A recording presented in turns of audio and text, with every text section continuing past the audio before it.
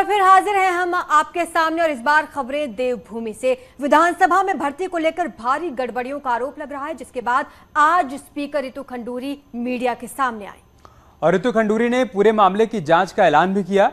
रितु खंडूरी ने कहा कि साल 2000 से लेकर 2011 तक की भर्तियों की जांच होगी और साल 2012 से अब तक हुई भर्तियों की भी जांच होगी। साथ ही स्पीकर खंडूरी ने इसके लिए एक एक्सपर्ट कमेटी बनाने का ऐलान भी किया और 1 महीने में रिपोर्ट देने को कहा है। रितु खंडूरी ने कहा कि जांच के बाद जो भी गड़बड़ी पाई जाएगी उस पर कार्रवाई की जाएगी और सख्त एक्शन लिया जाएगा।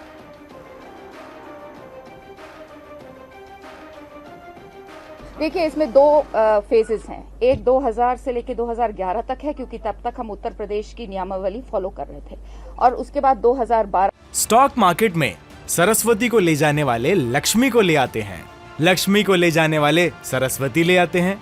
आपको सरस्वती चाहिए तो फ्रीडम ऐप को अभी डाउनलोड कीजिए। से हमने अपनी नियमावली बनाई और उसके बाद 2000 से 2022 तक की। तो हम इसमें कोशिश करेंगे कि हम दोनों को, पहले तो हम चाहेंगे कि 2012 से शुरुआती उसमें शुरू हो और उसके बाद जरूरत अगर पड़ेगी तो हम उसको भी निश्चित तौर पर वो भी जांच के दायरे में। उत्तराखंड विधानसभा भर्ती घोटाले में आज बड़ा एक्शन हुआ है। विधानसभा के सचिव मुकेश सिंघल का कमरा सील कर दिया गया। स्पीकर रितु खंडूरी ने कमरा सील करवाया और अब सिंघल का कमरा जांच कमेटी के सामने ही खुलेगा। मुकेश सिंघल को छुट्टी पर भेज दिया गया है। रितु खंडूरी ने आज मुकेश सिंघल को बुलाया था और सिंघल ने ही रितु खंडूरी से मुलाकात। और अब जांच कमेटी को पूरा सहयोग करना होगा। न्यूज़ 18 ने सिंघल से बात करने की कोशिश की, लेकिन सिंघल ने कोई भी बात नहीं की। मुकेश सिंघल के सचिव पद पर नियुक्ति सवालों में है। सिंघल को एक ही साल में 3 प्रमोशन दिए गए और हैरानी ये भी है कि प्रमोशन देने के बाद पूर्व स्पीकर प्रेमचंद अग्रवाल ने इसे सही भी करार दिया था और कहा था कि ये स्पीकर का अधिकार है।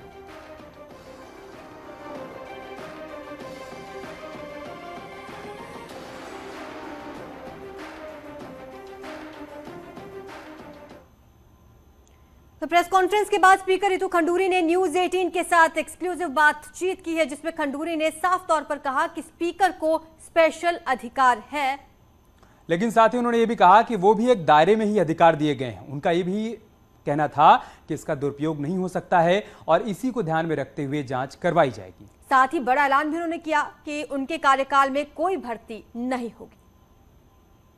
खंडूरी मौजूद है, मैम साफ है, एक नौकरी जो गलत होगी बाहर होगी। बिल्कुल, देखिए, इसीलिए ये समिति गठित की गई है कि नियम के तहत जो नौकरियां लगी हैं वो उसमें कोई इशू नहीं है। अगर बिना नियम कानून के लगी हैं तो उस पर तो जांच होगी और जो रिपोर्ट आएगी उस पर फिर कड़ाई से हम लोग निर्णय लेंगे। आपने क्योंकि कमेटी का गठन किया है, इसमें तीनों आईएएस हैं, रिटायर्ड आईएएस हैं, भरोसा किया जाए कि बिल्कुल एक साफ और निष्पक्ष जांच आएगी, क्योंकि अक्सर ये सवाल उठते हैं कि जांच को भी प्रभावित किया जा सकता है। देखिए, ऐसा नहीं हो सकता है। कार्मिक सचिव रिटायर हुए हैं तीनों, अज्ञाता हैं रूल्स और रेगुलेशन के और ईमानदारी से बहुत सालों से उत्तराखंड की सेवा में लगे हैं और मुझे पूरा विश्वास है कि बहुत ट्रांसपेरेंट तरीके से और ईमानदारी से ये कमेटी काम करेगी और एक अच्छा निर्णय लेकर आएगी। बात बार बार आ रही कि विशेष अधिकार, स्पीकर का विशेष अधिकार, कहीं ऐसा तो नहीं होगा कि ये पूरी जांच विशेष अधिकार पे जाके टिक जाए और तब ये कहा जाए कि सब कुछ विशेष। मेरे स्पेशल पावर्स जरूर हैं, लेकिन विद इन अ फ्रेमवर्क हैं।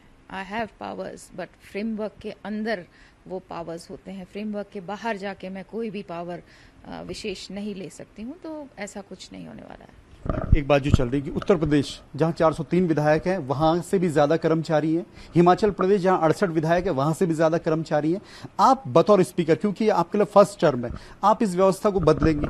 देखिए, कोशिश यही रहेगी कि हम विधानसभा को रूल्स रेगुलेशंस, किस तरह से यहाँ प्रमोशंस होते हैं, किस तरह से नौकरियां लगती हैं, कितने लोगों की आवश्यकता है, कितने लोगों की दोनों विधानसभाओं में हमें ज़रूरत है, उसका भी हम लोग आकलन कर रहे हैं और करेंगे और उसी हिसाब से कर्मचारी रखेंगे। एक बात ये भी आ रही है कि यशपाल आर्य का बैच, हरबंस कपूर का बैच, प्रेमचंद अग्रवाल का बैच, गोविंद सिंह कुंजवाल का बैच, रितु खंडूरी इस बैच परंपरा को खत्म करेंगी? देखिए, मैं किसी का नहीं जानती हूँ किसका कौन सा बैच है कि नहीं। रितु खंडूरी का कोई बैच नहीं है। एक जो इस पूरे घपले में एक सवाल खड़ा हुआ है कि जो गैरसैंण के नाम पे कर्मचारी हैं वो गैरसैंण में नहीं रहते हैं, इसको भी अश्योर करने वाली हैं आप? Absolutely, no doubt. पहले ये जांच रिपोर्ट आ जाए, उसके बाद बिल्कुल निर्णय होंगे। मुख्यमंत्री ने जब आपकी प्रेस कॉन्फ्रेंस चल रही थी एक सिंगल ट्वीट किया एक शब्द का सुशासन, इसका मतलब क्या माना जाए? अच्छा चल रहा है चीज़ें, at least we are trying to improve things. हम चीज़ों को सुधार रहे हैं, आगे सुधारने का बहुत प्रयास कर रहे हैं, चाहे वो ज़बरदस्त जांच UKS SSSC की हो, चाहे अब ये विधानसभा में हमने एक समिति गठित की है, तो निश्चित तौर पे सुशासन की ओर हम तेज़ी से बढ़ रहे हैं। ये सब जो चल रहा है मैम, लास्ट सवाल है मेरा, ये आपको लगता है उत्तराखंड की बेहतरी के लिए भी हो सकता है? एब्सोल्युटली। देखिए, हर आदमी अपने जीवन पे भी आप देखिए, आप सीखते ही हैं, हर चीज़ से आप कुछ ना कुछ नई चीज़ सीखते हैं। तो निश्चित तौर पे इस पूरे माहौल से, इस पूरे इंसिडेंट्स के बाद भी मुझे लगता है कि उत्तराखंड के लिए अच्छा है, सीखने का मौका है और हम इससे और आगे मजबूत होंगे। तो साफ है, स्पीकर रितु खंडूरी का साफ कहना है कि विधानसभा की सफाई का उन्होंने जो जिम्मा अपने हाथों में लिया है वो होकर रहेगा। जो गलत है वो बाहर होंगे, जो सही है वो यहां पर रहेंगे, लेकिन नियम से बाहर जाने की इजाजत किसी को नहीं होगी। कैंपस में राकेश राज के साथ दीपांकर भट्ट, न्यूज़ 18 देहरादून। विधानसभा में भर्ती घोटाले पर स्पीकर रितु खंडूरी ने बड़ा एक्शन लिया, एक्सपर्ट कमेटी बनाई, अब तक की सभी भर्तियों की अब जांच की जाएगी। एक साल में 3 प्रमोशन लेने वाले सचिव मुकेश सिंघल का कमरा सील कर दिया गया और उनको छुट्टी पर भेज दिया गया।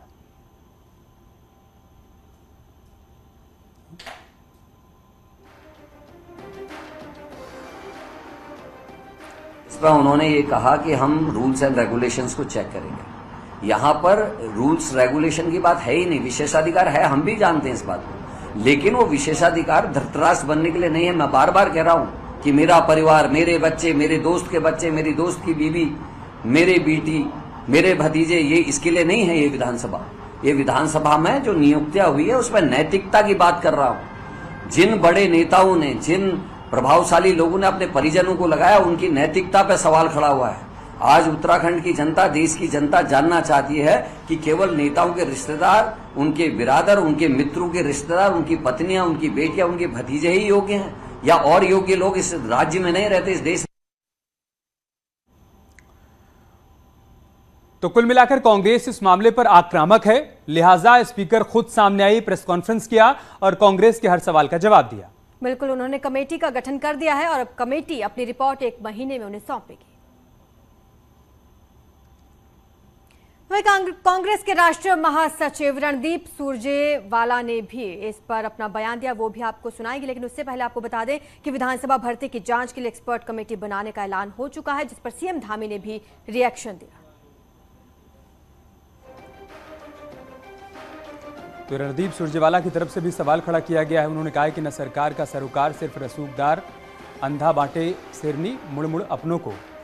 साथ ही साथ आगे उन्होंने लिखा है कि कुल मिलाकर ये भर्ती घोटाला है, न विज्ञापन हुआ, न लिखित पेपर हुआ, न इंटरव्यू, न सरकार का सरोकार, सिर्फ और सिर्फ रसूखदार।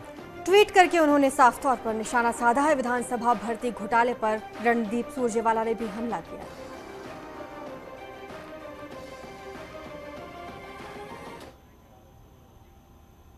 उधर उत्तराखंड ओपन यूनिवर्सिटी में भी नियुक्तियों में भारी गड़बड़ी और घोटाले की बात अब सामने आ रही है। हैरानी की बात यह है कि इस पर पूरे मामले पर यूनिवर्सिटी के कुलपति मीडिया को धमकाने पर उतारू हो गए हैं। विश्वविद्यालय की कुलपति ने मंत्री धन सिंह को मामले से जोड़ने की बात गलत कही और मीडिया पर गलत खबरें चलाने का आरोप लगाया। साथ ही साथ ये भी कहा कि कानूनी कार्रवाई भी करवाई जाए।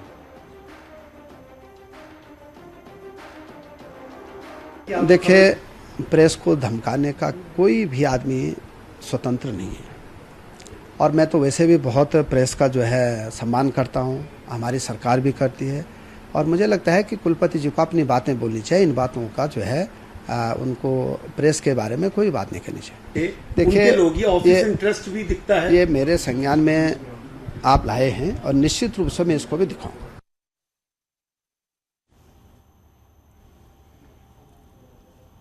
उत्तराखंड ओपन विश्वविद्यालय भर्ती पर विवाद बढ़ता जा रहा है। कांग्रेस प्रदेश अध्यक्ष करण माहरा ने कहा है कि मंत्री धन सिंह के विभाग की भी जांच होनी चाहिए। करण माहरा ने यह भी कहा कि बीजेपी संघ नेताओं के परिजन और युवा नेता नौकरी पर लगे हैं। करण माहरा ने पूछा कि कुलपति और पीआरओ क्यों रख रहे हैं मंत्री का पक्ष। माहरा ने यह भी कहा कि विधानसभा के बाद ये मामला जनता के सामने भी लेकर जाऊंगा। कैसे भारतीय जनता पार्टी के पदाधिकारी, आरएसएस के पदाधिकारियों के परिजन वो इसमें लग गए। एक इनके भाजपाइयों के युवा नेता जो इनके प्रदेश अध्यक्ष रहे, उनकी पत्नी, जब वो ना तो उसने पीएचडी तब की थी जब उसकी नौकरी लगी, और 2020 के बाद की बात है, मैं साफ कह रहा हूँ, 26 जनवरी या कुछ ऐसे है, उस 2020 में एक विज्ञप्ति जारी हुई थी, उसमें उस पोस्ट का जिक्र भी नहीं था। एजुकेशन से रिलेटेड, एजुकेशन प्रोफेसर की, असिस्टेंट प्रोफेसर की बात थी, और उसको बिना पीएचडी के, बिना नेट क्वालिफाई किए हुए उसको जॉब लगाई गई। उत्तराखंड ओपन यूनिवर्सिटी में प्रोफेसर्स को लेकर रीजनल डायरेक्टर और टेक्निकल पदों पर जो भर्तियां हुई हैं, उस पर अब यूनिवर्सिटी के टीचर की जांच की मांग उठने लगी है। उत्तराखंड ओपन विश्वविद्यालय टीचर्स एसोसिएशन ने सारे आरोपों की न्यायिक जांच की मांग की है।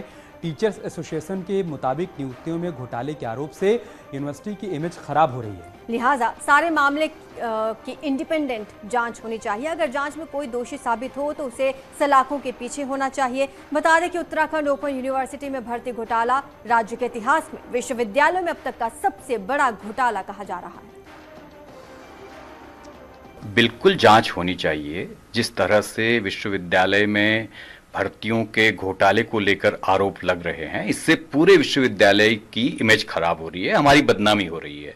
तो हम तो ये कहेंगे कि अगर सब कुछ ठीक है तो इसकी एक निष्पक्ष न्यायिक जांच की जानी चाहिए। दूध का दूध और पानी का पानी हो जाएगा। और अगर नहीं भ्रष्टाचार हुआ है तो ठीक है, अगर भ्रष्टाचार हुआ है तो ऐसे दोषियों को मेरे ख्याल से बिल्कुल सजा मिलनी चाहिए। कटघरे के पीछे ये लोग खड़े होने चाहिए। उत्तराखंड ओपन यूनिवर्सिटी में नियुक्तियों में भारी गड़बड़ी को लेकर कुलपति ओपीएस नेगी सवालों के घेरे में हैं। अब विश्वविद्यालय वीसी नेगी ने बेहद हैरानी भरी दलील दी है और नियुक्तियों को उन्होंने सही ठहराया। नेगी का कहना है कि उत्तराखंड छोटा राज्य है, यहाँ कोई आपस में रिश्तेदार है। साथ ही नेगी से जब ये पूछा गया कि भर्ती में ज्यादातर लोग बीजेपी और आरएसएस से जुड़े ही क्यों नियुक्त हो रहे हैं, तो इसका भी उन्होंने जवाब दिया। और उन नियुक्तियों में अगर आप देखें, सभी का निकाल लीजिएगा, सभी की कुंडलियां खंगाल लीजिएगा, तो कोई आपको हर पार्टी के लोग मिलेंगे। भाई ये छोटा सा स्टेट है साहब, कोई किसी ना किसी का रिश्तेदार होगा। या ये बताइए क्या मेरे बच्चे का हुआ है, मेरा किसी रिश्तेदार का हुआ है, मेरे किसी ब्लॉक वाले का हुआ है। अब मैं इसमें कैसे बता सकता हूँ किसका हुआ है? ये तो आदमी जो है, ये तो उसके नाम से देख करके आदमी को जोड़ा जा रहा है। मैं भी कई सालों तक संघ का कार्यकर्ता रहा हूँ, लेकिन किसी ने ये नहीं कि किसी को हमें पता नहीं चलता था कि हम कार्यकर्ता हैं। हम अपनी क्वालिफिकेशन से आए हैं, अपनी योग्यता से आए हैं। देहरादून से खबर है, यूके SSSC पेपर लीक मामले में एक और आरोपी को एसटीएफ ने अरेस्ट कर लिया है और आरोपी संजय राणा की अरेस्टिंग के बाद पकड़े गए आरोपियों की संख्या अब कुल 33 पहुंच गई। आरोपी संजय राणा पीआरडी कर्मचारी है और इससे पहले पकड़े गए पीआरडी कर्मचारी मनोज जोशी के साथ मिलकर पेपर लीक करवाने में अहम भूमिका उसने निभाई थी। आरोपी संजय ने अपने घर लखनऊ से लीक पेपर की फोटोकॉपी करवाई थी और अपनी पत्नी को भी पेपर देकर भर्ती में चयनित करवाया। एसटीएफ ने आरोपी से पूछताछ की, जिसके बाद उसे गिरफ्तार किया गया है। साथ ही एसटीएफ ने पूरे प्रकरण में इस्तेमाल की गई फोटोकॉपी मशीन और सीपीयू बरामद कर लिया है। वहीं बताया ये भी जा रहा है कि आरोपी साल 2014 से 2022 अप्रैल तक यूके SSSC में पीआरडी कर्मचारी नियुक्त था।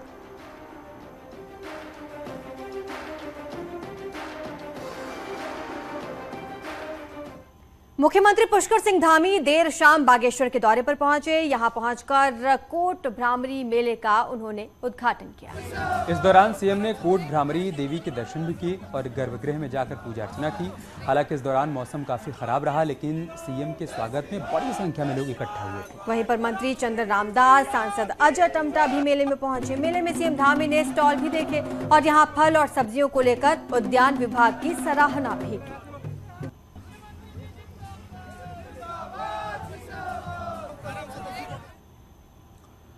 इससे पहले मुख्यमंत्री आज हरिद्वार के दौरे पर भी रहे। हरिद्वार के देव संस्कृति विश्वविद्यालय पहुंचे मुख्यमंत्री ने विश्वविद्यालय के 40वें ज्ञान दीक्षा समारोह में शिरकत की और विश्वविद्यालय के छात्र छात्राओं को शुभकामनाएं भी दी। इसके बाद मुख्यमंत्री ज्वालापुर के पीठ बाजार पहुंचे, जहां मुख्यमंत्री ने गणेश महोत्सव कार्यक्रम में हिस्सा लिया। इस कार्यक्रम में मुख्यमंत्री ने गणेश पूजन भी की। हरिद्वार पहुंचे मुख्यमंत्री का बीजेपी कार्यकर्ताओं और आयोजकों ने जोरदार स्वागत किया।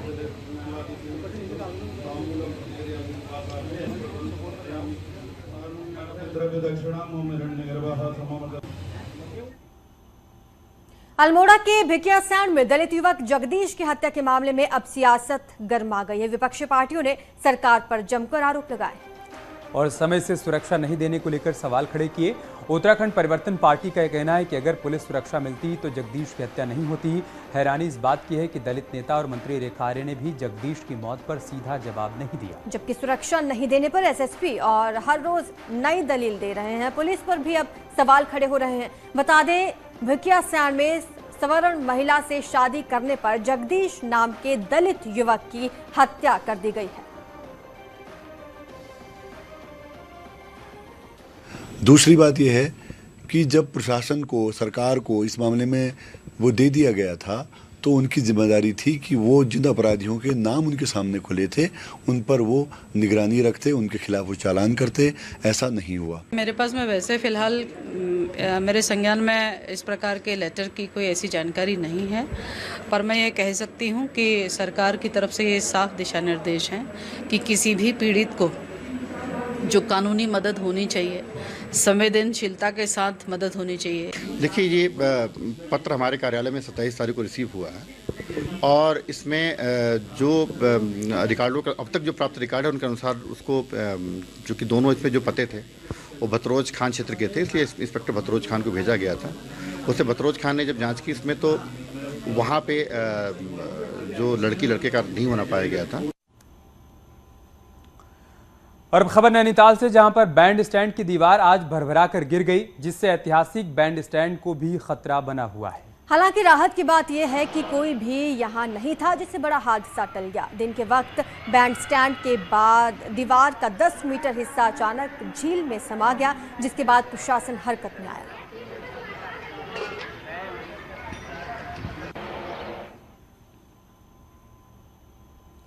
उत्तरकाशी में यमुनोत्री नेशनल हाईवे पर चामी के पास हादसा हो गया। एक कार गहरी खाई में गिर गई, यमुना नदी में समा गई। घटना की खबर मिलने के बाद तुरंत एसडीआरएफ और पुलिस की टीम मौके पर पहुंची। रेस्क्यू ऑपरेशन शुरू किया गया। यमुना के तेज लहरों के बीच से एक शख्स को निकाला गया और घायल हालत में उसे देहरादून रेफर कर दिया गया, जबकि एक अन्य शख्स नदी में बह गया।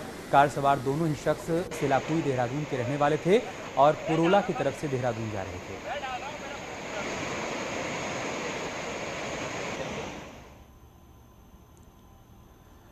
और उत्तराखंड में एक बार फिर से बारिश का अलर्ट जारी हुआ है। देहरादून, नैनीताल, बागेश्वर में भारी बारिश का अलर्ट जारी किया गया है। बागेश्वर के कई इलाकों में तेज बारिश की आशंका जताई गई। अगले 2 दिन प्रदेश के कई इलाकों में तेज बारिश की संभावना है। मौसम केंद्र ने एडवाइजरी भी जारी कर दी।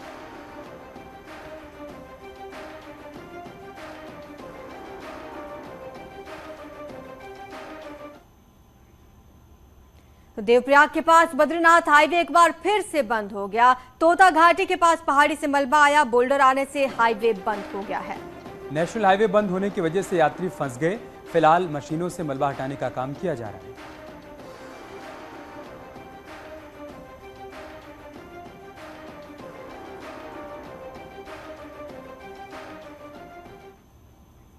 और पहाड़ वासियों की आराध्य देवी नंदा की इन दिनों विशेष पूजा हो रही है। पूरे पहाड़ मां नंदा के रंग में रंगे हुए हैं। जोश और उत्साह के साथ पहाड़ के लोग नंदाष्टमी में जुटे हुए हैं। आपकी टीवी स्क्रीन पर हम ये 3 तस्वीरें दिखा रहे हैं। पहली तस्वीर चमोली की है, जहां मां नंदा की पूजा हर साल भादो महीने पर की जाती है। जब पहाड़ों में खेतों में धान, मुंडवा की फसल तैयार होने लगती है, तब उसका पहला भोग मां नंदा को भी लगाया जाता है। वहीं दूसरी तस्वीर अल्मोड़ा की है, जहां पर जगह जगह महानंदा की विशेष पूजा अर्चना की जा रही है। तीसरी तस्वीर नैनीताल की है, जहां पर सरोवर नगरी नैनीताल नंदा के रंग में रंगी हुई है। जोली कोट से कदली वृक्ष को नैनीताल लाए गए, जिसके बाद तल्ली ताल मंदिर में पूजा अर्चना हुई और इसके बाद केले के पेड़ का नगर भ्रमण कराया।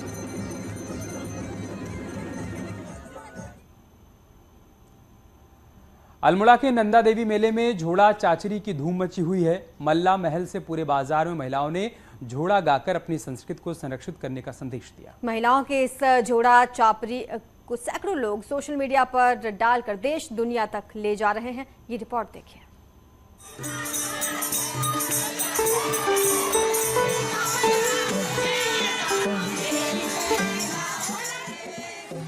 सांस्कृतिक नगरी अल्मोड़ा में इन दिनों मां नंदा सुनंदा से भक्तिमय माहौल बना है। वहीं महिलाओं ने कुमाऊनी परिधान पहनकर छोड़ा चाचरी की शानदार प्रस्तुति की।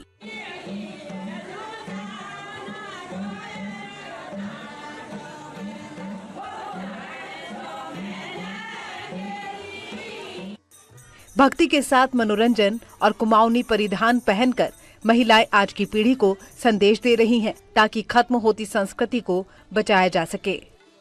ये अपना कुमाऊं परिधान में जो आए हैं ये पहन करके आने वाली पीढ़ियों को ये दिखाना चाह रहे हैं कि जो हमारे आजकल के बच्चे हैं ये धीरे धीरे पश्चिमी पाश्चात्य संस्कृति की ओर जा रहे हैं। उनको हमारे परिधान का उतना ज़्यादा ज्ञान नहीं है, तो हम उनको पहन करके ये दिखा रहे हैं कि ये हमारा पारंपरिक परिधान है और इसको जीवित रखने के लिए हम ये कार्यक्रम कर रहे हैं। आज की पीढ़ी पाश्चात्य सभ्यता की तरफ आकर्षित हो रही है। ऐसे में कुमाऊं की संस्कृति और छोड़ा चाचरी को संजोए रखने की जरूरत है। न्यूज़ 18 के लिए अल्मोड़ा से किशन जोशी की रिपोर्ट।